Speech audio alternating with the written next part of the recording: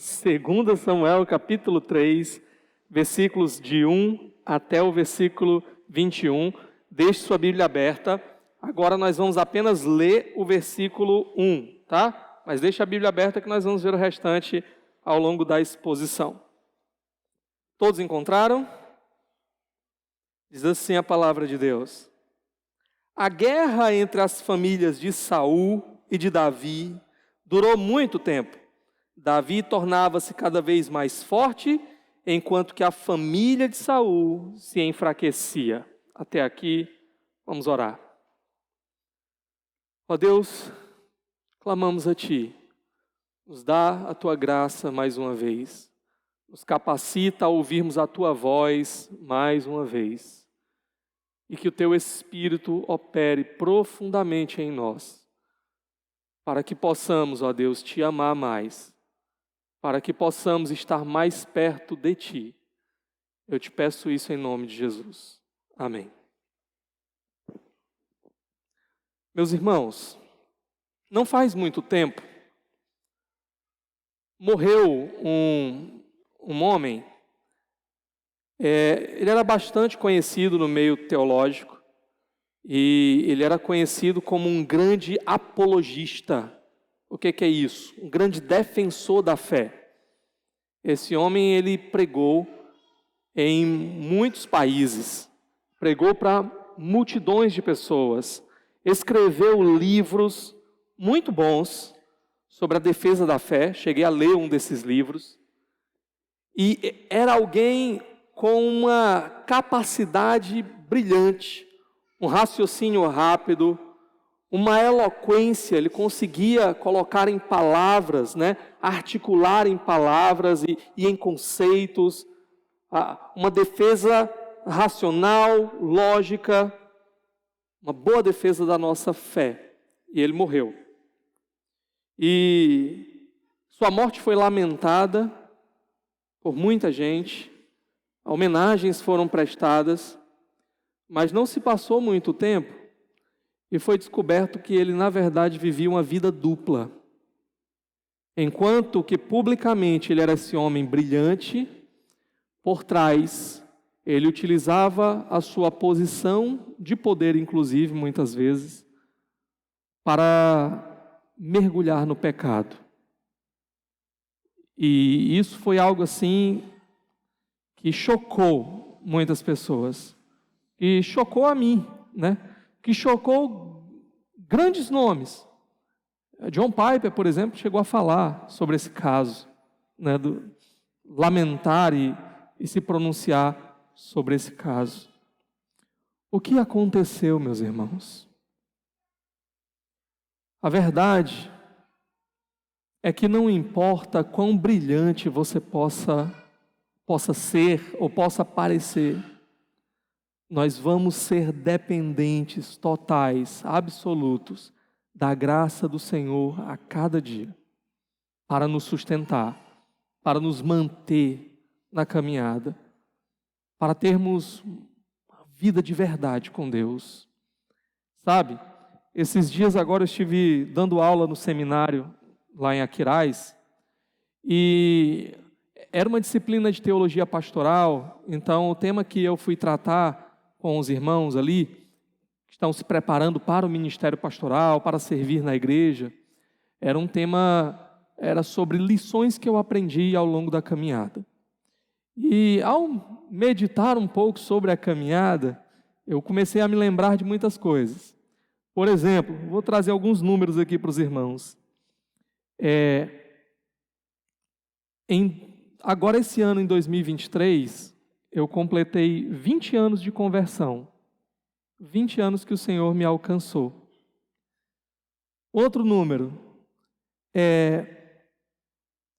eu já estou servindo no ministério pastoral há 10 anos também. Eu passei 2 anos como auxiliar do pastor, ainda não devidamente ordenado, mas separado já pela igreja para essa função. E depois disso, em 2015, eu fui devidamente ordenado. E no ministério ordenado, esse ano faz 8 anos, Em 2025 faz 10 anos de ministério ordenado. Mas, no geral, Já fazem esses 10 anos, ok? Outra coisa, eu fui para o seminário e comecei a estudar, me capacitar para o ministério, estudar teologia, em 2011.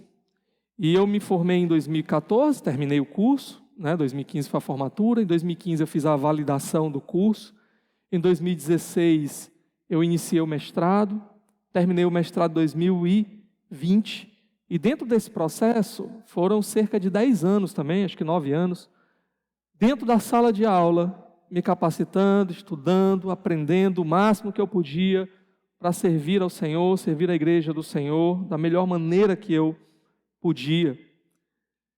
Em 2014 eu comecei também a dar aula de teologia, estava no meu último ano de seminário, mas já comecei a dar aula, e em 2024 agora, fazem 10 anos também, que estou servindo como professor de teologia.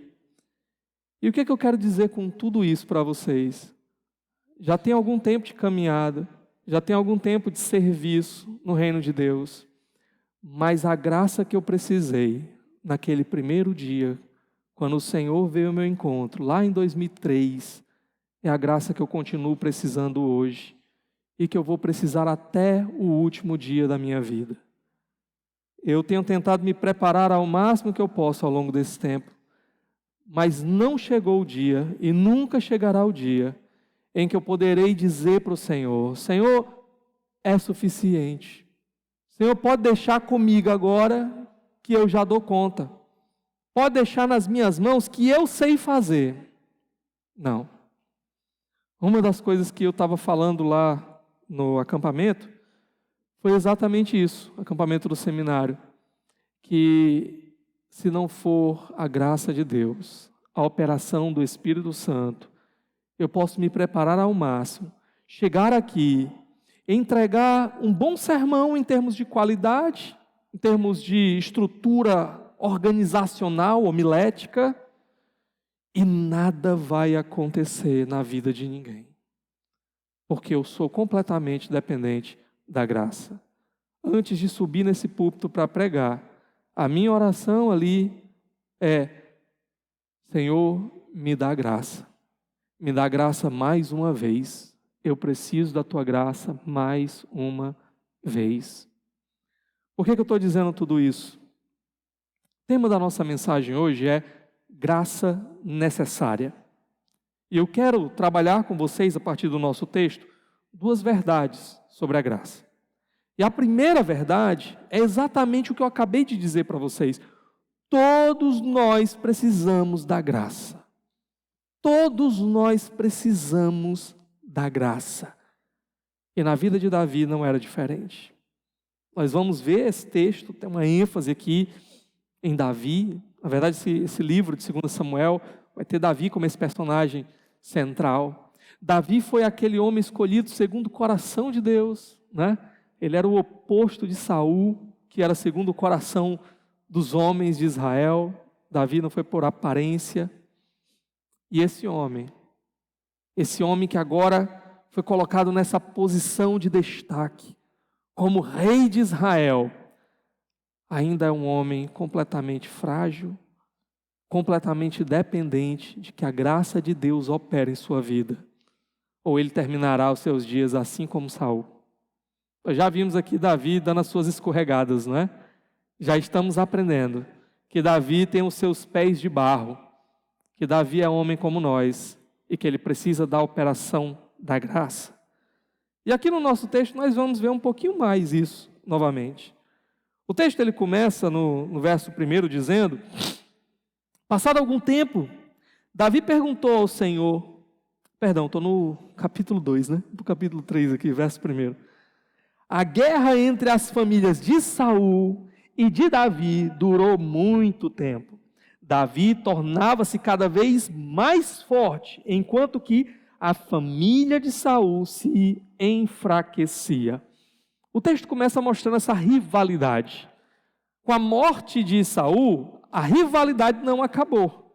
Ainda há uma rivalidade entre Davi, e aqui a gente vai colocar a família de Davi também, e a família de Saul, já que Saul já não está mais em cena. Davi e sua família e a família de Saul. A pergunta é, quem levará melhor no final das contas, né? Quem vai prevalecer? O texto já indica que Davi está ganhando proeminência. Davi, sua família, se fortalece a cada dia, enquanto que a família de Saul se enfraquece a cada dia.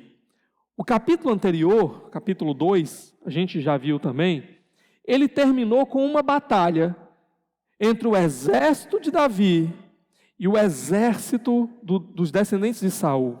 Okay? Abner, como comandante desse exército, e Isbosete, filho de Saul, que sobreviveu como rei em Israel. Davi como rei em Judá, e o seu exército agora liderado por Joabe. Esses dois exércitos, sem o conhecimento de Davi, entraram em conflito. O que foi que aconteceu?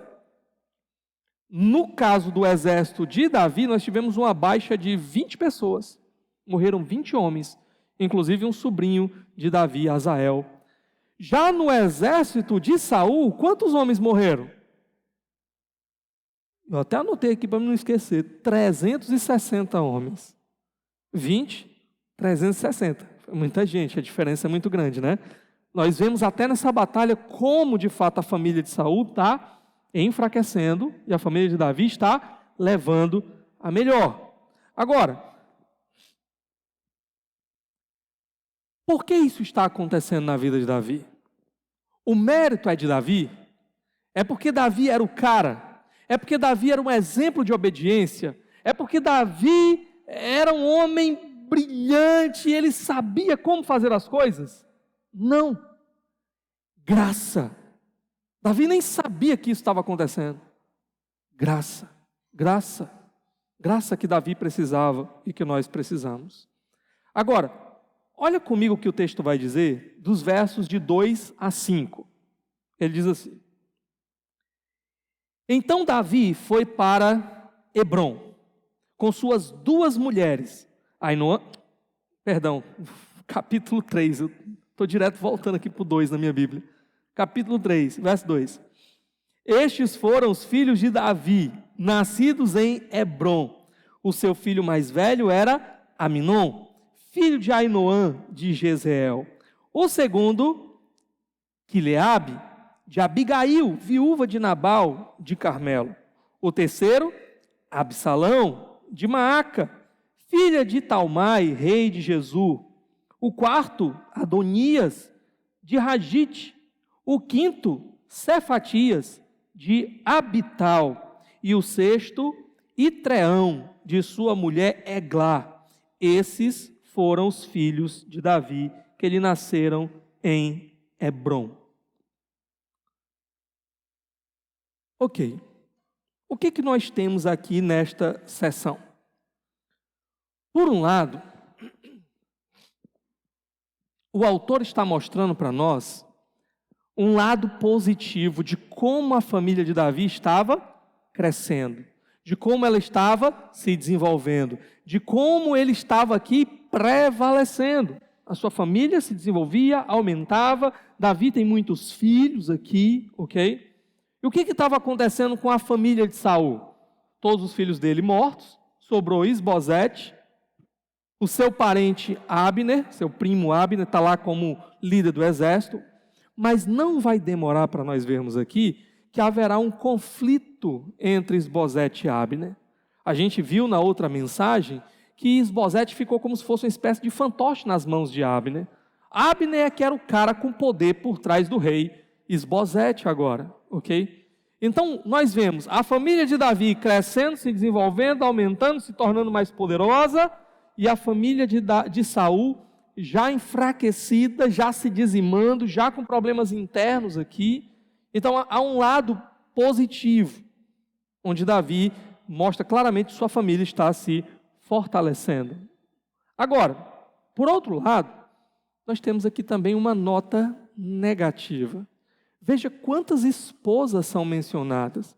Se Davi já tinha adquirido 2, né? Ainoã e Abigail, fora a sua primeira esposa, a filha de Saul, que a gente ainda vai falar dela um pouquinho mais para frente, né? No caso, Davi, ele não se separou dela, ele foi obrigado, né, a fugir, e Saul então não permitiu que ela fosse até Davi, ele entregou a sua filha em casamento a outra pessoa.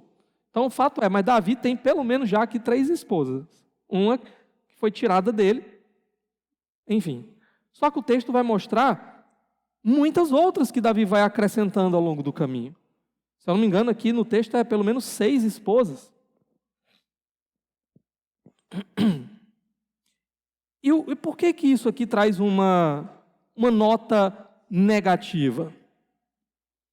Primeiro porque há um texto em Deuteronômio capítulo 17, não precisa você abrir, onde Deus, já prevendo um rei, estava dentro dos planos de Deus para a nação de Israel, ele vai dar também para esse rei recomendações de como ele deve viver, de como ele deve se portar. O rei de Israel, o rei do povo de Deus, não poderia ser como o rei das outras nações. E há um versículo lá no capítulo 17, que é o versículo 17, onde vai dizer o seguinte: ele não deverá tomar para si muitas mulheres, se o fizer, desviará o seu coração. Também não deverá acumular muita prata e muito ouro. Então notem que Davi aqui, ao tomar muitas mulheres, e isso ainda vai aumentar um pouco mais, ele está se colocando numa situação muito perigosa. E ele está imitando aqui os reis das outras nações. Por que Davi está tomando todas essas mulheres? Não é só uma questão de casamento, porque Davi se apaixonava com muita facilidade, né? Não é só esse o ponto. Davi está fazendo alianças. Essas esposas de Davi, aqui é mencionado a região de onde elas são lugares estratégicos. Há um lugar aqui bem próximo, por exemplo, da tribo de Benjamim, de onde operava lá Isbosete. Então Davi, por meio desses casamentos, ele está fortalecendo o seu relacionamento com as outras tribos de Israel, montando essas alianças, de modo que em algum momento ele possa se tornar o rei de Israel. Há inclusive uma aliança aqui com um estrangeiro. Vocês viram que uma das esposas de Davi, no verso 3, é dito o seguinte: o segundo, Quileabe, de Abigail, viúva de Nabal, de Carmelo. O terceiro, Absalão, de Maaca, filha de Talmai, rei de Jesus. Então aqui nós temos um rei de uma nação, de um povo estrangeiro, e Davi casando com uma mulher aqui estrangeira, com a filha desse homem, para fazer esta relação aqui, fazer a sua aliança. Isso era extremamente comum naqueles dias. Extremamente comum, porque agora você se tornava parte daquela família, e isso evitava com que você tivesse conflitos. A minha nação não vai lutar contra a sua, porque nós somos parentes, nós vamos unir forças, vamos fazer uma aliança. Então Davi aqui, parece que está agindo politicamente, parece que ele está preocupado também em deixar muitos descendentes, garantir descendentes para o trono, descendentes que venham a sucedê-lo. Então, de alguma forma, durante esse tempo que Davi está reinando em Judá, talvez algumas questões externas, sinais externos da realeza, começaram a encantar Davi, começaram a entrar no seu coração. E ele começou a imitar em alguma medida aqui os reis das nações, ao invés de seguir o padrão estabelecido por Deus para o rei de Israel. Outra coisa importante de destacar aqui, irmãos, é que o padrão de Deus para o casamento é a monogamia. Um homem para uma mulher. Esse é o padrão. Jesus vai ratificar isso. Gênesis começa com isso, e Jesus vai se remeter a Gênesis, e ele vai dizer, não foi assim desde o princípio. Ele vai dizer, deixará o homem, seu pai, sua mãe, se unirá à sua esposa, os dois se tornarão uma só carne. É interessante também que Paulo vai estabelecer para a liderança do povo de Deus, da igreja, que o presbítero, o pastor, o bispo, ele deve ser marido de uma só mulher. Isso é muito mais abrangente do que a monogamia. Isso envolve a questão de fidelidade, mas inclui também a monogamia, ok? Esse é o padrão. Agora, o ponto é que ao longo da história, Deus usou homens falhos, homens que pecaram, homens que quebraram a sua lei, a sua aliança. Apesar do pecado desses homens, Deus os usou para alcançar os seus propósitos e edificar o seu povo. Nós podemos ver isso, por exemplo, no livro de Juízes inteiro. A gente estudou aqui o livro de Juízes. Vocês lembram? Quem daqueles juízes de Israel que o Senhor levantou era gente boa, né? Passava no teste, né? Era um mais sem futuro do que o outro, né? À medida que o livro avançava, a coisa ia ficando pior. Deus usou aqueles homens para trazer libertação ao seu povo, para trazer o seu povo de volta em muitos momentos, ok? Deus pode usar aqui Davi, apesar do seu pecado. Agora, o que fica claro em todos esses casos é que no final das contas, Deus sempre está trabalhando, apesar de nós. É a graça de Deus que faz com que o seu plano avance, que faz com que o seu povo seja edificado, que faz com que suas promessas sejam cumpridas, e não a grandiosidade da santidade e obediência humanas. Agora, dito isso, eu preciso falar para vocês também que o fato de Deus usar homens assim, não significa que Deus aprove os pecados desses homens. O que nós vamos ver vez após vez é que os pecados desses homens vão trazer consequências sobre eles. E você acha que Davi vai ficar de fora dessa? Não. Nós vamos continuar estudando esse livro e nós vamos ver as consequências de Davi, dentro da família de Davi, por causa de algumas negligências de Davi, por causa de alguns pecados de Davi. E Deus também vai mostrar para nós na sua palavra que quebrar esse padrão da monogamia sempre vai trazer conflito e problema. Se a gente viesse estudando aqui as Escrituras desde Gênesis, nós veríamos, por exemplo, como o relacionamento de Abraão com Sara e depois com Agar, para poder tentar ali dar o jeitinho de cumprir a promessa do descendente, vai trazer conflitos dentro da casa de Abraão, entre Sara e Agar, depois entre Isaac e os seus descendentes, e Ismael e os seus descendentes. Nós podemos ver, por exemplo, dentro do relacionamento de Jacó, o seu casamento com Lia e com Raquel. No caso de Jacó, foi enganado pelo sogro Labão. Mas como aquilo vai trazer conflitos e problemas dentro da casa de Jacó. Nós podemos ver os ciúmes entre as suas esposas, os problemas, a competição, os problemas que isso vai gerar. Nós podemos ver os problemas entre Ana e Penina no início de 1 Samuel, lá dentro da casa de Eucana. Então, sempre que nós vamos encontrar esses relacionamentos poligâmicos, nós vamos encontrar muito conflito, problema, exatamente por causa dessas questões. Você vai ver, por exemplo, no caso de José, ele ser quase assassinado pelos seus irmãos. E você vai ver, na verdade, no caso de Gideão, teve lá aqueles 70 filhos dele, e teve depois aquele outro filho, Abimeleque, com a concubina. A gente vai ver que aquele próprio filho vem depois matar os 70 irmãos para assumir o lugar deles. Então, por meio de tudo isso, Deus está mostrando na prática os problemas, as consequências terríveis que essa prática assumia. E o rei, como modelo para o povo, deveria ser o primeiro a ouvir o que foi dito aqui em Deuteronômio 17:17. O rei não pode tomar muitas mulheres para si. Davi, nesse momento, está aqui precisando de graça. Davi está aqui escorregando nesse ponto muito importante que o Senhor coloca para nós. Ok? Uma outra coisa importante é que eu falei para você que o rei ele tem um padrão para viver. É a lei de Deus. O rei, por causa do seu relacionamento com o Senhor, ele deve personificar a lei de Deus diante da nação. Ele deve ser um modelo de obediência a Deus, governar por meio da lei, ele deveria ter uma cópia da lei, ele deveria ler a lei de Deus, para que ele pudesse governar segundo o jeito de Deus. Ele deveria ouvir um profeta de Deus.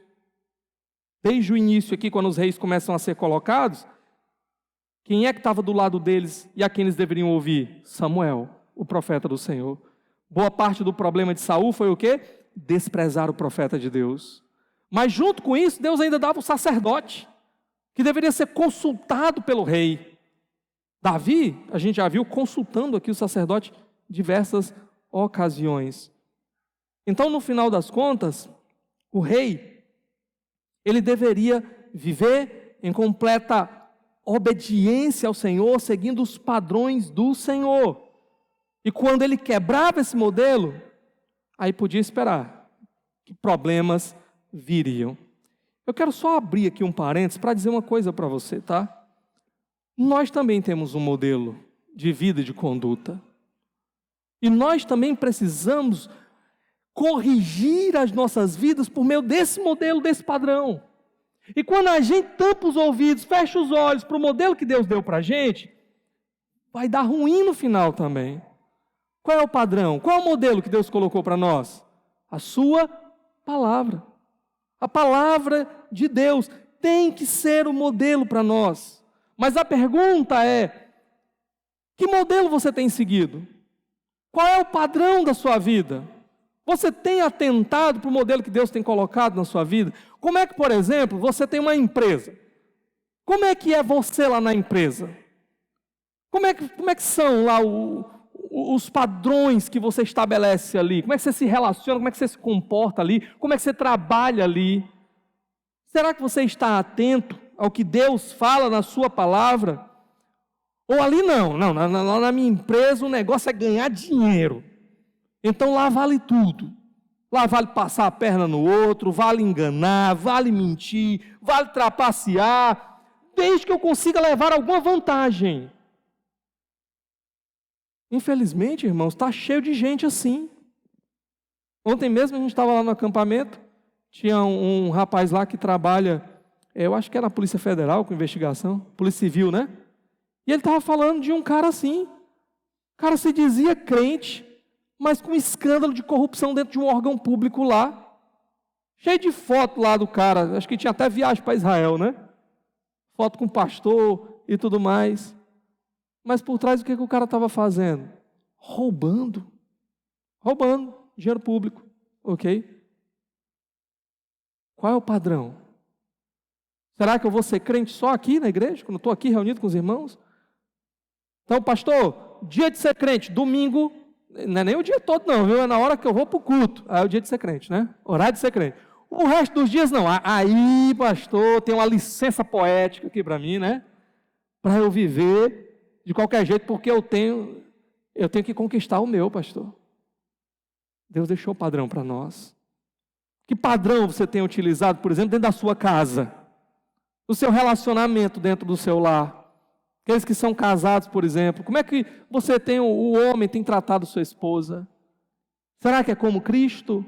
Que lidera por meio do serviço sacrificial e amoroso, pelo bem, para preparar a sua esposa e apresentá-la bela naquele dia, santa naquele dia. A esposa, qual tem sido o seu padrão?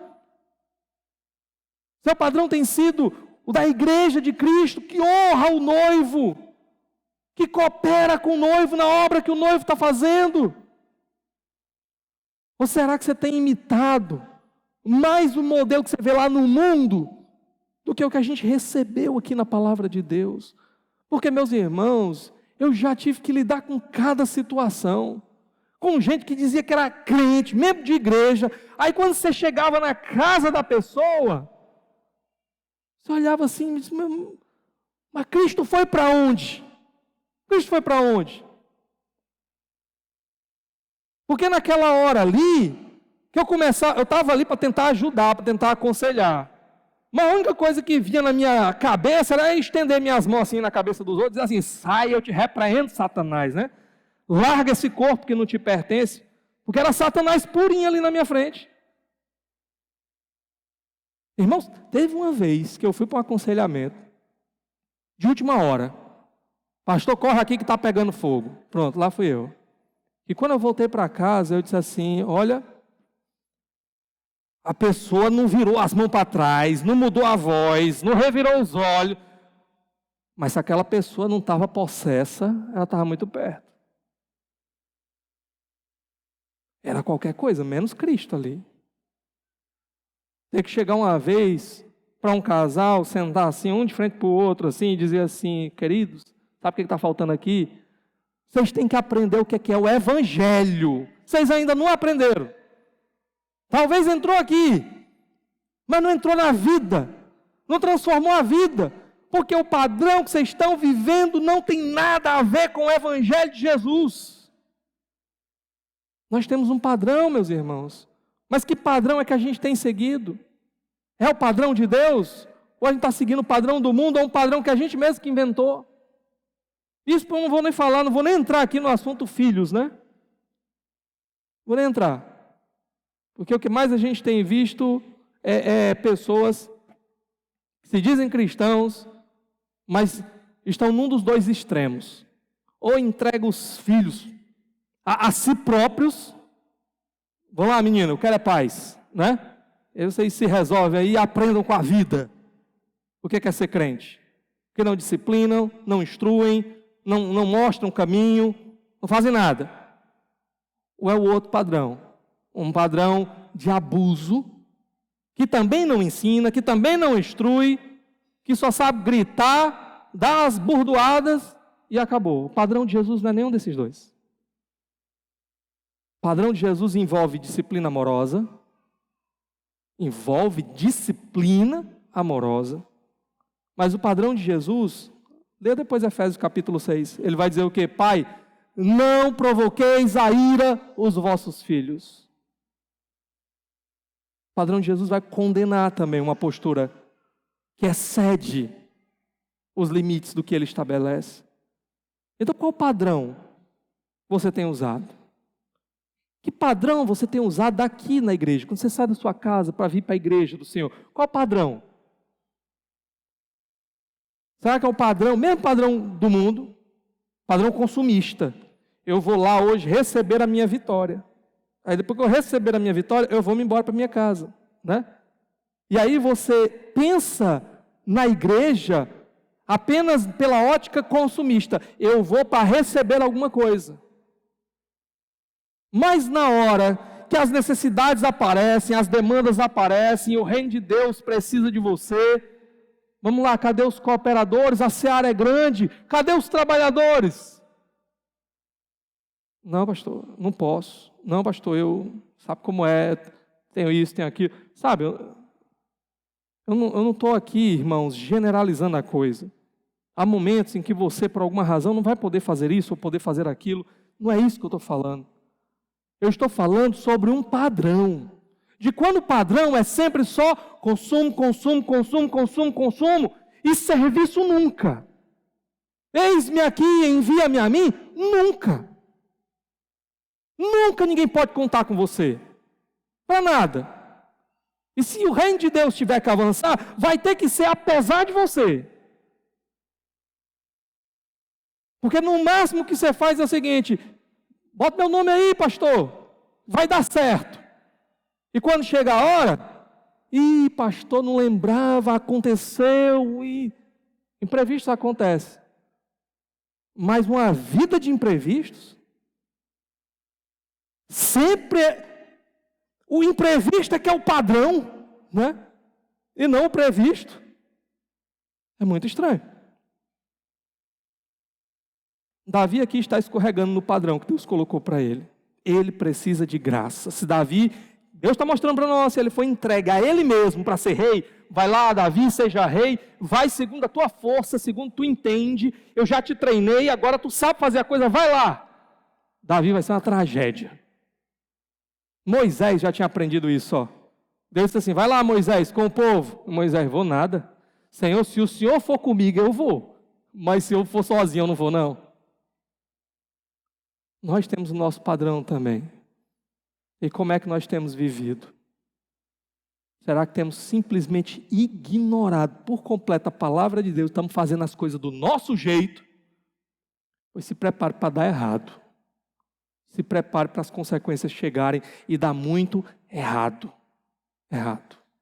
Se volte para o Senhor. Se volte para a sua palavra. Enquanto há tempo. Hoje mesmo eu estava dizendo. Sabe, por que Deus estabelece um padrão para nós? Estava pregando lá e estava dizendo isso. Por que Deus estabelece um padrão para nós? Não é porque Deus estraga prazeres. Não é porque Deus diz assim, eu sou um pai assim estraga prazeres. Eu não quero que você tenha uma gota de diversão. Por isso, eu vou proibir tudo que você gosta. Não faça isso, não faça aquilo, não faça aquilo outro. Não tem nada a ver com isso. Sabe por que Deus estabelece um padrão para nós? Porque Ele nos ama. E porque Ele nos ama, Ele sabe o que vai destruir a nossa vida. O que vai acabar com a nossa vida. E aí por isso Ele estabelece, Ele monta uma cerca de proteção e diz assim, querido, fica aqui dentro, meu filho.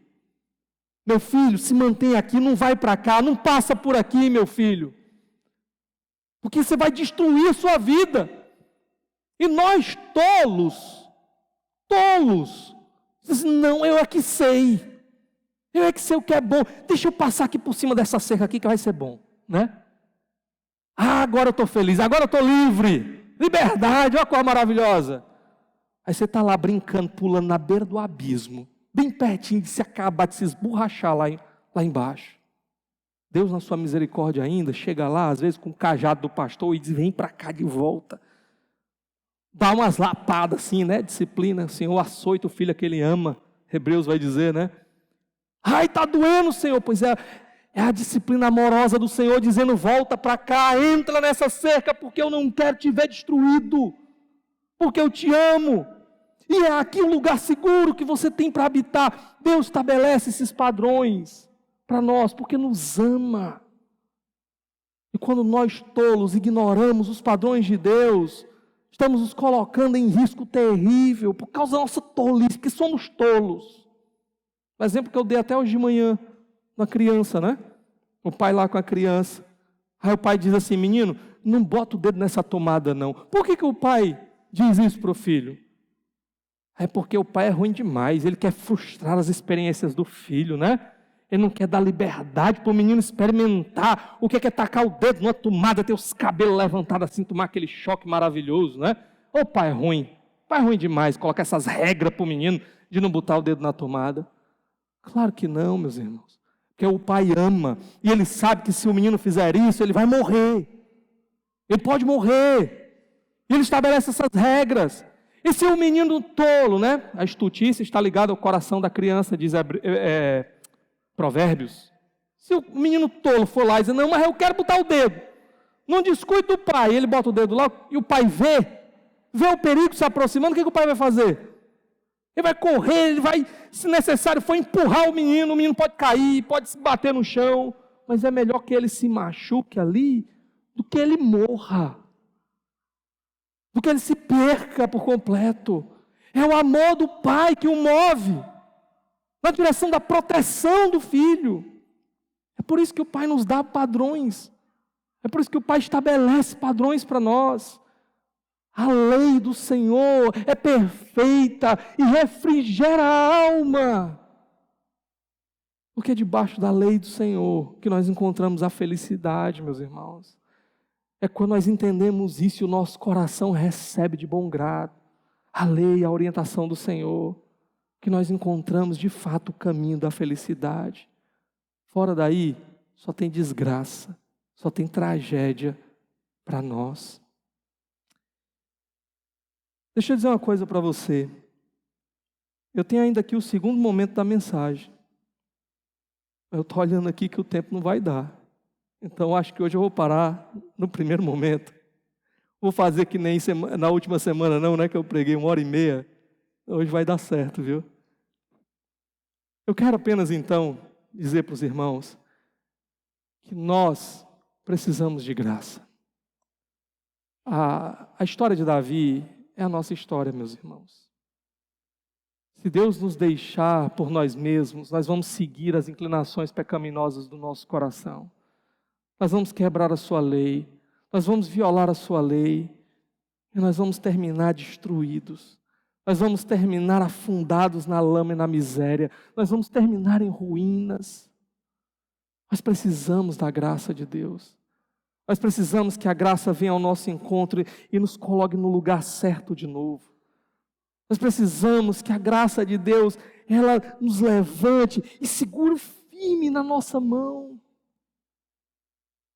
Sabe, a minha única convicção de que eu vou terminar bem no final, de que naquele último dia eu vou estar diante do Senhor, e eu vou ouvir: vinde bendito de meu Pai.